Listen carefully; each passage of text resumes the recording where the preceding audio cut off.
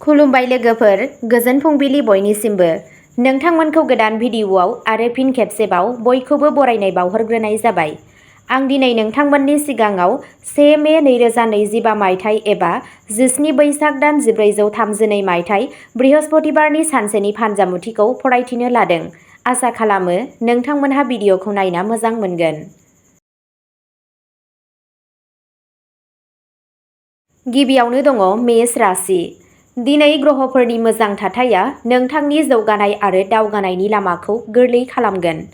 नोंथांनि गेजेराव माखासेया फालांगि फेहेरनायनि थाखाय सानथांखिफोर बानायनो हागौ आरो बेफोरखौ मावफुंनायाव जाफुंसार जानो हागौ। राङारि मुलाम्फाया आसा खालामनायनिख्रुइ साबसिन जागोन। नोंथाङा गुबै सम्पथि एबा स्टक मार्केटआव रां थिसननो हायो। नखरारि बिथिङाव हास्थायनाय हाबाफोरखौ थि समावनो फोजोबनाय जागोन। मोजां मोनग्राफोरनि गेजेराव खाथिया बांगोन आरो माखासेनि थाखाय जुलिनि थांखिफोरा गोख्रों जानो हागौ। खामानिजों सोमोन्दो गोनां दावबायनाया मुलाम्फा गोनां जागोन। नोंसोरनि गेजेराव माखासेया जरायाव सानायनि थाखाय उसुबिदा मोननो हागौ। नोंथांनि दिनैनि खाफालगोनां दिगा जादों सानजा, खाफालगोनां अनजिमाया जादों 6 आरो खाफालगोनां गाबा जादों गुफुर गाब। वृषभ राशि। नोंथाङा सानसे थाजिम मोनगोन। नोंनि सोरगिदिं जाबाय थानाय धोरोमारि हाबाफारिफोरा नोंथांनि सिङाव मोजां गोहो लाखिगोन। मानसिफ्रा नोंथांजों गोजोनगोन। नोंथाङा मोनसे गिदिर फालांगियारि हानजाजों लोगो जानायनि बाथ्रा साननो हागौ।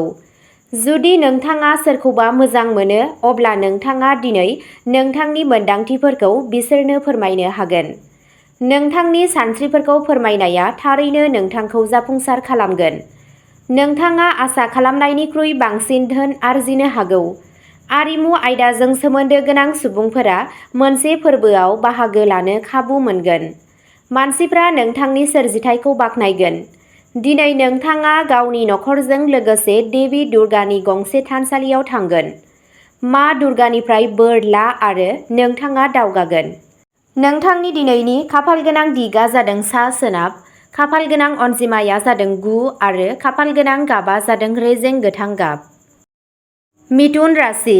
दिनै नोंनि आखल आखुआ न्याय गोनां जागोन। बादायगिरिफोर आरो सुथुरफोरा लोगोफोरनि मुङाव थाखोमायोब्ला गावसोरनि नाजानायाव फेलें जागोन। दावराव दावसिनिफ्राय जेसेबां हायो एसेबां जानथाय लाखि। नोंथांनि आबुं जायै लुबैनायफोरा दिनै आबुं जानाय नुगोन। दिनै गासैबो रोखोमनि जेंनाफोरखौ फोजोबनो हायो। सिगांनि मोनदांथिफोरनिफ्राय सोलों आरो सिगांथिं आवगाय। जाफुंसारनाया फैगोन आरो नोंथाङा सासे आंगोखौ लोगो मोनगोन। दिनै नोंथाङा माखासे मोजां खौरांजों गोसो गुदुं जानो हागौ। नोंथांनि दिनैनि खाफालगोनां दिगा जादों सोनाब, खाफालगोनां अनजिमाया जादों 5 आरो खाफालगोनां गाबा जादों गोसोम गाब। कर्क राशि। कर्क राशिया इंगित होयो दि बेयो गोदान जागायजेन्नायनि सान जानो हागौ। नोंथांनि इंगित सानथौआ नोंथांखौ थार लामाथिं लामा दिन्थिनो हागौ। गोरोबलायनाय आरो बुजिनाया सोमोन्दोआव बांगोन। नखर आरो लोगोफोरजों सोमोन्दोखौ गोख्रों खालामगोन। खामानिनि जायगायाव लोगोफोरजों मोनसे साबसिन आबहावा थागोन। नोंथांनि दिनैनि खाफालगोनां दिगा जादों खोला-सोनाब, खाफालगोनां अनजिमाया जादों 7 आरो खाफालगोनां गाबा जादों गोमो गाब। सिंह राशि। दिनै नोंथाङा बयजोंबो गावनि सोमोन्दोखौ साबसिन खालामनो थाखाय खामानि मावनांगौ। गुबैयै लोगोफोरजों नोंथांनि सोमोन्दोखौ गोख्रों खालामनाय। साख्रि नागिरग्रा लाइमोनफोरा मोनसे मोजां खाबु मोनगोन। नोंथाङा जायखिजाया खाबुफोरखौ गारनो नाङा। गारि बायदि बायदिनि सायाव नोंथाङा एसे सांग्रां जानांगौ। बे राशिनि बिजाब फानग्राफोरा दिनै मुलाम्फा मोनगोन। जुदि नोंथाङा माबा मोनसे मोजां खामानि मावनो सानदोंब्ला दिनैनि साना बेनि थाखाय मोनसे मोजां सान। देवी दुर्गानो मोनसे गोजा स्कार्फ जासि। मोजां मुवाफोरा नोंथांनि लामायाव फैगोन। नोंथांनि दिनैनि खाफालगोनां दिगा जादों खोला-सानजा, खाफालगोनां अनजिमाया जादों 7 आरो खाफालगोनां गाबा जादों गोथां गाब। कन्या राशि। दिनै सासे थाखुमानाय बादायगिरिया नोंथांखौ गोरोन्थि फोरमान खालामनो गोख्रों नाजानो हागौ।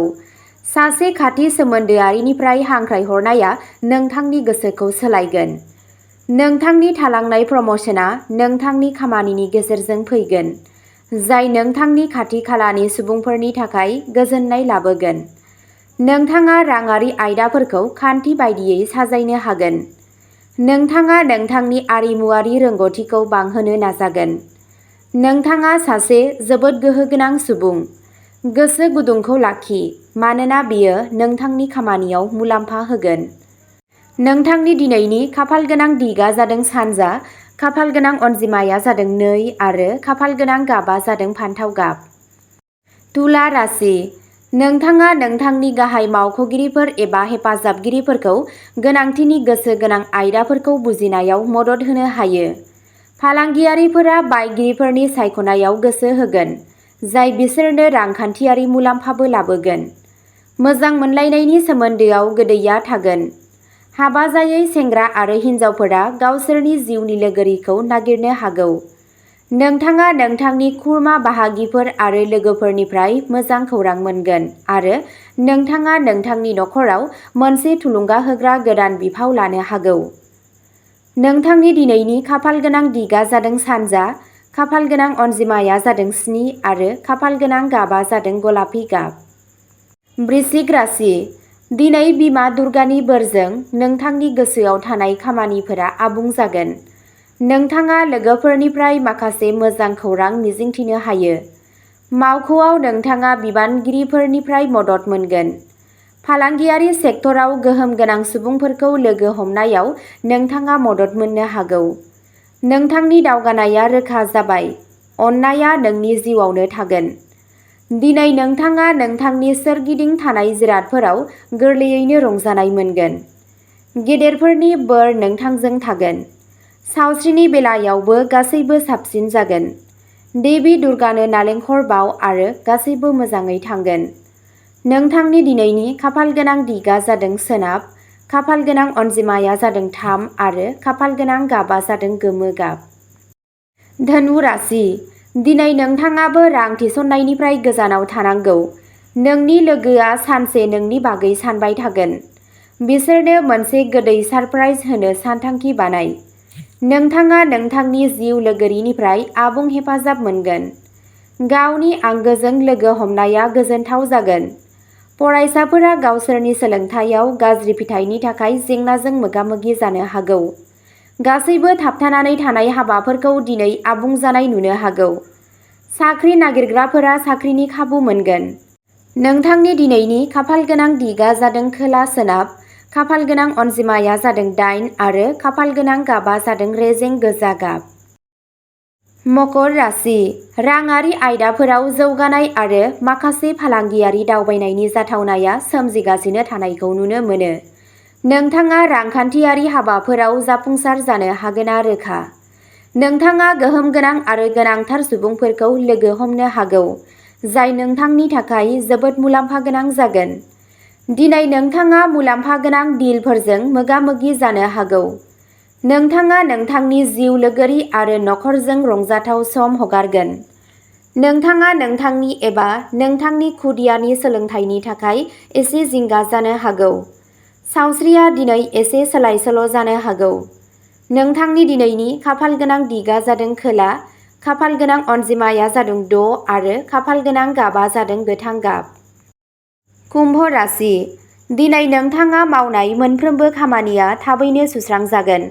मावख'आव नोंथांनि खामानिनि थाखाय नोंथाङा बाख्नायनाय मोनगोन। नोंथाङा मोनसे मावथांखिनि सायाव नोंथांनि बिबुंथिखौ फोरमायनो मोनसे खाबु मोनगोन आरो बिबानगिरिफोरा नोंथांनि इनपुटखौ बाख्नायगोन। नोंथाङा लिरनाय हाबाफोराव गोसो होगोन आरो खुसि आरो जौगानायआ बांगोन। नखरारि गोजोन आरो खुसिखौ लाखिनाय जागोन। नोंथाङा गावनि जिउ लोगोरिजों मोनसे धोरोमारि थावनियाव दावबायनो हागौ, जाय नोंथांनि सोमोन्दोखौ गोख्रों खालामगोन। नोंथांनि बिमा-बिफाया नोंथांनि खस्थ'जों गोजोनगोन आरो नोंथाङा नोंथांनि गासैबो नाजानायाव बिसोरनि मदद मोनगोन। बिमा दुर्गानो कस्मेटिक बेसादफोर जासि। नों मोनफ्रोमबो खामानियाव जाफुंसार जानो हागोन। नोंथांनि दिनैनि खाफालगोनां दिगा जादों खोला-सानजा, खाफालगोनां अनजिमाया जादों 1 आरो खाफालगोनां गाबा जादों गलापि गाब। मीन राशि, दिनै नोंनि सिङाव थानाय गारांआनो नोंनि थार लोगो जागोन। दिनै नोंथाङा गावखौ मोनसे नखरारि हाबाफारियाव मुखुब मोननो हागौ।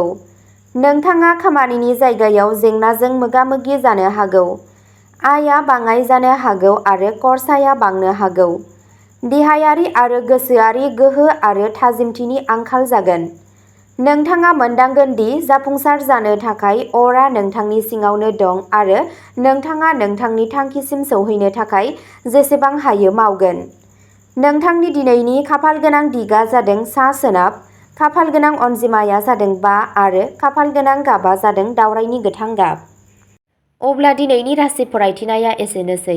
नोंथांमोनहा बेबादिनो सानफ्रोमबोनि फानजामुथिखौ मिथिनो थाखाय चेनेलखौ साबस्क्राइब खालामनानै लादो आरो भिडिअखौ मोजां मोनदोंब्ला अन्नानै लाइक, शेयार आरो कमेन्टबो खालामनानै होलांब्लानो जाबाय। गोजोन्थों।